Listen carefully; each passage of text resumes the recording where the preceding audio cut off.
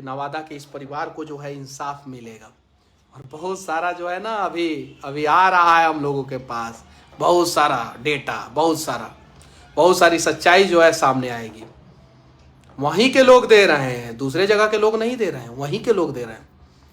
उन लोगों को भी इंसाफ चाहिए, उन्हें भी डर है कि किसी दिन हमारे परिवार के साथ ऐसा हादसा हो जाएगा तो कोई खड़ा नहीं होगा, आज हम लोग नहीं खड़े होंगे। तो अब देखिए ना, अब लोग पहुंचना शुरू कर दिए गांव में, सैकड़ों की संख्या में आज पहुंचे थे, हजारों की संख्या में कल पहुंचेंगे, लाखों की संख्या में परसों पहुंचेंगे। सच्चाई तो आएगी सामने। और प्रशासन से भी विनती है कि सबका कॉल डिटेल्स चेक किया जाए, सबका, कि आखिर उन लोगों को जो है उस घटना स्थल पे किसने फोन करके बुलाया था, ये भी डिटेल्स। उस आदमी ने जो बुलाया था उन लोगों को घटना स्थल पे, उस आदमी का संबंध जो है वो गुप्ता जी से क्या था। गुप्ता जी ने अपने परिवार के, पूरे परिवार के सदस्य के साथ जो है आत्महत्या क्यों किया, उनकी बेटी के साथ कुछ गलत हुआ था या नहीं, इस एंगल से भी जांच किया जाए, तब जाके इंसाफ पूरा होगा और तब जाके सही अपराधी पकड़े जाएंगे। और जो सुसाइड नोट है, वो नोट गुप्ता जी ने ही लिखा था या किसी और ने लिखा था, राइटिंग मैच होना चाहिए। बिहार में, अपने राज्य में या अपने देश में भी बहुत सारे जगहों पे इज्जत बचाने के लिए लोग जो है ना अपना जान दे देते हैं। क्या पता इज्जत बचाने के लिए जान दिए होंगे। सारे एंगल से जांच होना चाहिए। बस इस मुश्किल परिस्थिति में जो गुप्ता जी के परिवार के साथ खड़ा रहा, उसको मैं धन्यवाद देना चाहता हूं। इंसाफ के लिए जो आवाज उठाएगा उसको मैं धन्यवाद देना चाहता हूं। मेरे साथ जो बदतमीजी हुआ था, उस परिस्थिति में जो भी भाई मेरे साथ खड़े रहे, जिनसे कभी बातचीत नहीं हुआ, जो फेसबुक पे मेरे फ्रेंड भी नहीं है, वो लोग भी जो भाई खड़े रहे, उनको तहे दिल से धन्यवाद। और हाँ, कभी कभी शेर को भी मैदान छोड़ के भागना पड़ता है।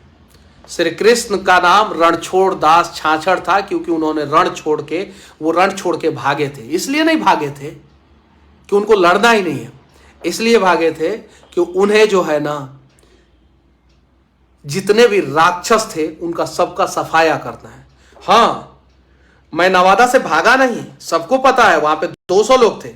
हाँ, लेकिन नवादा से निकल जरूर गया, मैं जरूर निकल गया। रिपोर्टिंग किया, उसके बाद से सभी लोग गाड़ी तक लेके आए, गाड़ी में बैठा और नवादा से निकल जरूर गया। पता है, अपने समाज में जो है ना, सिर्फ और सिर्फ 10% लोग जो है ना वो अपराधी है, भ्रष्टाचारी हैं। 10%, 90% लोग जो है ना वो बुद्धिजीवी हैं।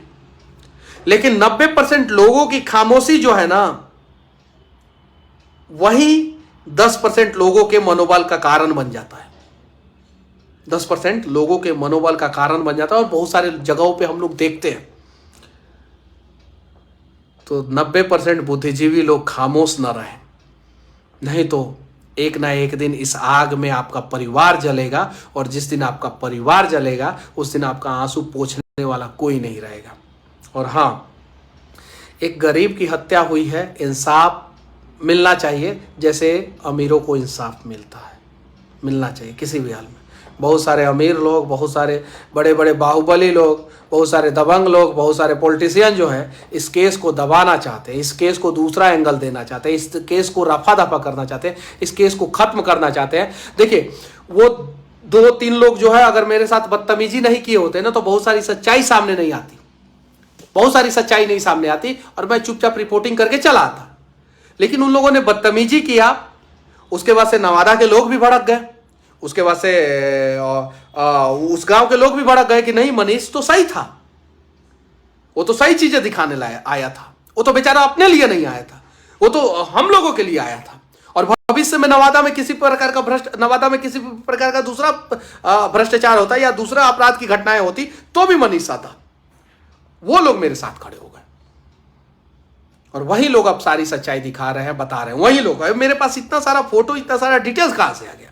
अभी डालूंगा मैं फेसबुक पे सारा डिटेल्स, और सारा कॉल डिटेल्स जो का जांच होना चाहिए। और हाँ, अभी लगातार मैं इस घटना पे बना हुआ हूं, लगातार और बहुत सारी सच्चाई अभी सामने आएगी। कैसे चंद लोगों को ही